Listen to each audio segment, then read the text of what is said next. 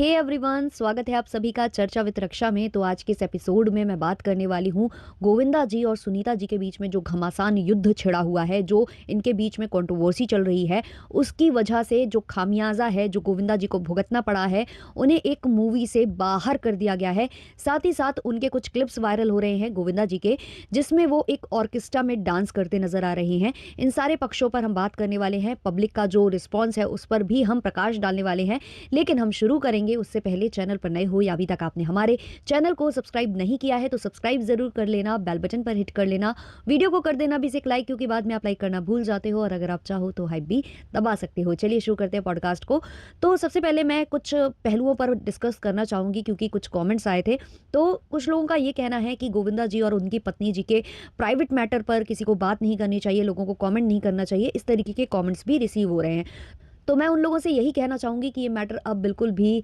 Private नहीं रह गया है, ये पब्लिक हो चुका है। खुद उनकी पत्नी ने आकर इसको पब्लिक किया है, खुद उन्होंने आकर सोशल मीडिया पर अपनी जो आपत्ति है वो जाहिर की है। उन्होंने बताया है कि उनके पति को किस तरीके से यूज़ किया जा रहा है, या गोविंदा जी शुगर डैडी बन गए हैं, या वो बच्चों के फ्यूचर पर ध्यान नहीं दे रहे, बच्चों के करियर पर ध्यान नहीं दे रहे, बेटी की शादी पर उनका फोकस नहीं है। ये सारी चीज़ें खुद सोशल मीडिया पर लाकर रखने वाली, इसको पब्लिक करने वाली उनकी पत्नी है। और जब मैटर पब्लिक में आ जाता है तो ऐसे ही लोगों को जवाब देने भी आना पड़ता है, जो गोविंदा जी को आना पड़ा, पब्लिक को समझाना पड़ा, अपना जो पक्ष है वो रखना पड़ा। तो ये खुद इन्वॉल्व कर रहे हैं पब्लिक को अपने मैटर्स में, क्योंकि अगर सुनीता जी ये चीज़ें लेकर नहीं आती तो गोविंदा जी को सफाई देने भी नहीं आना पड़ता, क्योंकि पब्लिक एक ओपिनियन सेट करने लगती है, वो अपना जो पॉइंट ऑफ व्यू है वो रखने लगती है, जिससे सबको लगता है कि भाई मैं भी अपना पक्ष रखूं, मैं भी। तो ये बिल्कुल भी प्राइवेट मैटर नहीं रह गया है, ये पब्लिक हो चुका है। अब इस पर कॉमेंट करने का, अपना ओपिनियन शेयर करने का, हर तरीके का जो अधिकार है, ये कहीं ना कहीं इन्होंने ही ऑडियंस को दे दिया है। इसके बाद कुछ लोगों का कहना है कि मतलब सुनीता जी जो ये बोलती हैं, जो मैंने कल स्टेटमेंट दिया था कि सुनीता जी ऐसा बोलती हैं तो कल को इनके ऊपर बैकफायर कर सकता है, बच्चे का करियर है वो खराब हो सकता है, प्रोजेक्ट्स कम मिलना स्टार्ट हो सकते हैं, खुद सुनीता जी को शायद प्रोजेक्ट्स उतने ना मिले। तो ये सारी चीज़ें मैंने कल जब रखी थी तो किसी ने मुझे कॉमेंट किया कि इतने सारे एक्टर्स और एक्ट्रेसेस हैं बॉलीवुड में, जिन्होंने न जाने किस किस केस में उनका नाम आया है, हर तरीके के केसेस में उनका नाम आ चुका है, बट वो तो एक्टिव हैं सारे के सारे। तो जो एक्टिव है ना, वो बहुत बड़े बड़े सेलेब्स हैं, जिनका अभी भी कनेक्शंस है बॉलीवुड में। अगर आप यहाँ पर सलमान खान का नाम लेना चाह रहे हो या किसी का भी नाम लेना चाह रहे हो, उनका इतना ज़्यादा यहाँ पर कनेक्शन है कि उनको कोई नहीं हटा सकता है यहाँ से। लेकिन कुछ ऐसे एक्टर्स और एक्ट्रेसेस होते हैं जिनको जो है हटा दिया जाता है, जिनके बारे में कंट्रोवर्सी आई, और उनके लिए फिर ऐसे ही शोज़ बने हैं, जो कि बिग बॉस है या फिर कोई भी कंट्रोवर्शियल रियलिटी शो है, ऐसे ही शोज़ में इनको बुलाया जाता है जो कंट्रोवर्सी करते हैं। बट जो कंट्रोवर्सी नहीं करेगा उसको ही अच्छे प्रोजेक्ट्स मिलते हैं। मैं आपको कुछ उदाहरण देना चाहूँगी। एक बहुत पुराने एक्टर हैं, मैं नाम नहीं लेना चाहूँगी उनका, उन्होंने पब्लिकली आकर बोल दिया था कि उनको लड़कियों में नहीं बल्कि लड़कों में इंटरेस्ट है। उसके बाद उनका करियर फ्लॉप हो गया, उनको एक भी मूवी उसके बाद से नहीं मिली। एक और एक्ट्रेस है जो कि हैं अमीषा पटेल। अमीषा पटेल ने अपने ही फैमिली के ऊपर केस किया था, क्योंकि उनका जो इन्वॉल्वमेंट है, उनका जो रिलेशनशिप है या आप कह लो अफेयर है, वो उनके ही डायरेक्टर के साथ चल रहा था, जो कि उनसे एज में काफ़ी बड़े थे। तो जब अमीषा पटेल ने ये जो केसेस हैं वो किए अपनी ही फैमिली के ऊपर, तो अमीषा पटेल का भी करियर डिस्ट्रॉय हो गया था, उनको अच्छे प्रोजेक्ट्स मिलना बंद हो चुके थे। तो ऐसे बहुत सारे एग्जांपल्स मैं दे सकती हूँ। अभी सुशांत सिंह राजपूत का जब केस हुआ था तो उसमें जो रिया का नाम आया था, तो हुआ क्या था कि उसने खुद खुल्लम खुल्ला बोला था कि इसके बाद अब मुझे प्रोजेक्ट्स नहीं मिलेंगे, कुछ मेरी प्रॉपर्टीज़ हैं जिसकी ईएमआई जारी है, वो भी नहीं कर पाऊंगी। और उसके बाद उन्हें बहुत ज़्यादा रोल मिले नहीं, जो थोड़े बहुत उनको साइड रोल्स मिले भी तो वो लोगों ने पसंद नहीं किया। ऐसी मूवीज़ को बॉयकॉट करने की मांग की जाने लगी और देखना लोगों ने प्रेफर नहीं किया। तो ऐसा कई सारे सेलेब्स के साथ हुआ है, जिनका नाम DRU GS केस में भी आया है अभी कुछ। तो आप देखो तो उनको बहुत अच्छे अच्छे प्रोजेक्ट्स अब नहीं मिल रहे हैं। तो ये होता है, जिनके कनेक्शंस अच्छे हैं, जिनका खुद ओहदा बहुत ज़्यादा है, जो खुद प्रोवाइडर हैं, उनकी बात अलग हो जाती है। बट जिनके कनेक्शंस अच्छे नहीं हैं, जिनका बहुत ज़्यादा ऐसे ग्रुप नहीं चलता है, ग्रुपिज्म का जो हिस्सा नहीं होते हैं, उनके साथ ये चीज़ें होती हैं। और जो चीज़ का डर था वो चीज़ हो चुकी है।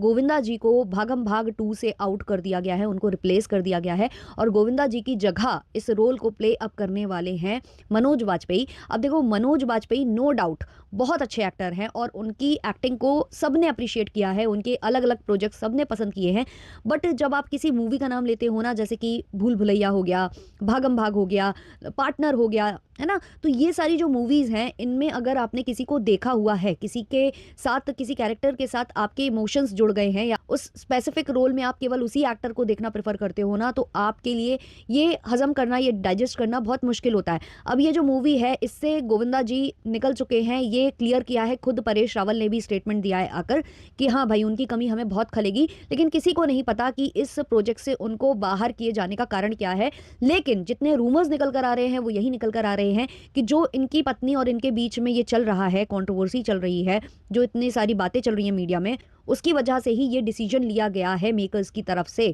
ऐसा बोला जा रहा है, रूमर्स हैं, हम इसकी पुष्टि तो नहीं कर सकते हैं, क्योंकि आगे आने वाले वक्त में अपने प्रोजेक्ट को अच्छा दिखाने के लिए ये भी बोल सकते हैं कि सामने वाले ने बहुत ज़्यादा डिमांड कर दी थी, या सामने वाले का मिसबिहेव था, मतलब कुछ भी बोल सकते हैं। लेकिन ज़्यादातर जो अटकलें हैं, वो इसी चीज़ को लेकर लगाई जा रही हैं, और यही वजह है कि गोविंदा जी अब बोलना स्टार्ट किए हैं। वो चुप थे तो कहीं ना कहीं सारी सुइयां उनकी तरफ घूम रही थी, और हो सकता है कि जब इस मूवी से उनका नाम हटाया गया हो, तब उन्होंने ये सोचकर कि भाई अब ये बहुत ज़्यादा ये हाई टाइम है, अब मुझे अपना पक्ष रखना चाहिए, तो इसलिए वो आकर पक्ष रखे हैं। और टाइम टू टाइम अब वो दूसरे चीज़ों में भी इन्वॉल्व होते नजर आ रहे हैं, जैसा कि आपने देखा कि पॉलिटिकल उसमें रैलियों में वो शामिल हो रहे हैं, वो स्टार प्रचारक के रूप में सामने आ रहे हैं। अभी वो किसी स्कूल फंक्शन में जो है परफॉर्म करते नजर आए थे, तो वो स्कूल बताया जा रहा था कि किसी पॉलिटिशियन का ही था, इसलिए वो वहां पर परफॉर्म करने गए थे। फिर बीच में एक कार भी दिखाई गई, कहा गया कि एयरपोर्ट पर ये जो कार है वो लेकर गए हैं, जो कि रेंटेड कार है, वो अपनी खुद की, उनके पास अब कार भी शायद नहीं रह गई है, बिक गई, ऐसी बातें भी होने लग गई। फिर उनके मैनेजर शशि सिन्हा जो है,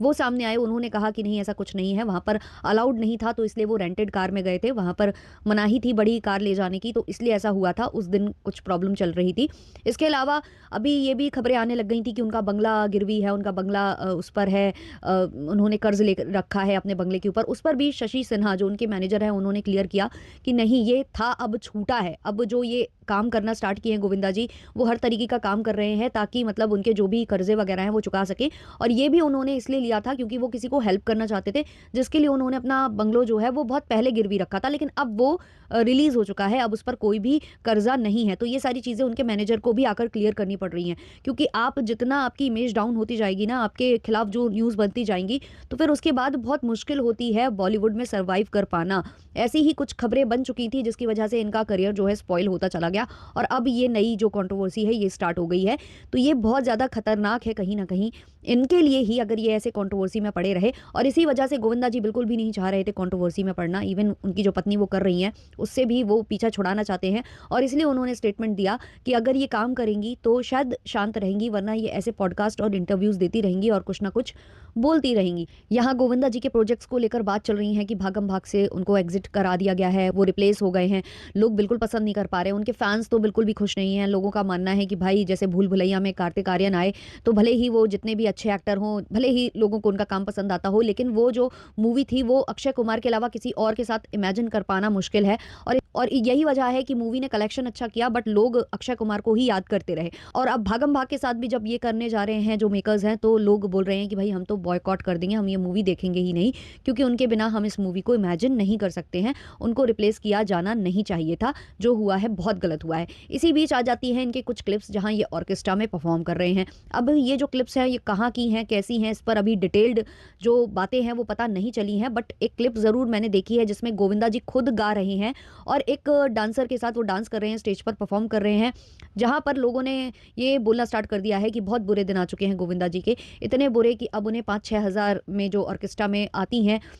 महिलाएं जो कि डांस करती हैं या गाती हैं, उनके साथ उन्हें परफॉर्म करना पड़ रहा है, उनके साथ वो अपने गानों पर नाचते नजर आ रहे हैं। वो एक्टर जो अपने टाइम का सुपरस्टार हुआ करता था, ऑलरेडी उन्होंने न जाने कितनी मूवीज साइन कर ली होती थी, फिर भी डायरेक्टर्स और प्रोड्यूसर्स बोलते थे कि नहीं, हमें आप ही मूवी में चाहिए हैं, भले ही आपके पास बहुत सारे प्रोजेक्ट्स हों, पर फिर भी आप हमारी मूवी कर लीजिए। गोविंदा जी ने खुद ये स्टेटमेंट दिया था कि काफी सारे प्रोड्यूसर्स और डायरेक्टर्स उनके साथ ही काम करना चाहते थे, डेट्स ना होने के बावजूद भी वो गोविंदा जी से चाहते थे कि वही उनकी मूवी को साइन करें, क्योंकि वो एक ऐसा दौर था कि जब गोविंदा जी अगर किसी मूवी के साथ एसोसिएट हो जाते थे तो उस मूवी का जो हिट होना है ना वो कंफर्म हो जाता था, इसलिए ये चीज़ें होती आई। और फिर क्या हुआ कि बहुत सारी मूवीज़ उन्होंने करी, जैसे कि किसी सेट पर गए, किसी सेट पर लेटर तीफ गए, तो ऐसे करके वो जाते थे। तो खुद कुछ ऐसे डायरेक्टर डायरेक्टर्स और प्रोड्यूसर्स हैं जिन्होंने सामने आकर बोला कि गोविंदा लेट ज़रूर आते थे, लेकिन 1-1 घंटे में जो शूट होना होता था वो 15-20 मिनट में वो निपटा देते थे। वो टाइम नहीं लेते थे, रीटेक नहीं लेते थे। लेकिन जब तक उनका दौर चल रहा था तब तक किसी को कोई प्रॉब्लम नहीं थी। जैसे ही उनका दौर चला गया तो सबको सारी प्रॉब्लम्स दिखाई देने लगीं, सब उनकी शिकायतें करने लग गए कि ऐसा था, वैसा था। और फिर कहीं न कहीं देखा जाए तो एक्टर की भी बहुत ज़्यादा गलती रही है, गोविंदा जी की भी गलती रही है। फिर उन्होंने वो एक नियम ही बाँध लिया कि नहीं मैं लेट जाऊँगा, मतलब देर करूँगा, और बेसिकली जो उनका करियर ख़राब हुआ है उसमें सबसे ज़्यादा जो गलती कहें या जो भी आप कहें, अंधविश्वास जो उनका था ना, उसके चलते ज़्यादा प्रोजेक्ट्स उनके हाथ से गए हैं और उनको कास्ट करना लोगों ने कम कर दिया। क्योंकि गोविंदा जी ने फिर बहुत ज़्यादा बातें ऐसी करनी स्टार्ट कर दी थी कि नहीं इस डेट पर ही शूट होना है, टाइमिंग ये होनी चाहिए, कपड़े ये होने चाहिए, और वो प्रिडिक्ट करने लग गए कि ये झूमर गिर जाएगा, ये ऐसा हो जाएगा, वो वैसा हो जाएगा, जिससे ना शूटिंग में प्रॉब्लम्स क्रिएट होने लग गई थी। तो मेन प्रॉब्लम थी अंधविश्वास, लेकिन उसको बाद में घुमा कर कुछ भी बोला गया और वो फिर धीमे-धीमे बातें निकल कर आने लगी। तो ये सारे कमेंट्स जो आ रहे थे तो मुझे लगा कि मुझे बताना चाहिए, जितना मैंने पढ़ा है या जितना मैंने जाना है, जितने इंटरव्यूज़ मैंने देखे हैं, उससे जितना मेरे पास जानकारी है वो मैं आप तक ज़रूर पहुँचाऊँ।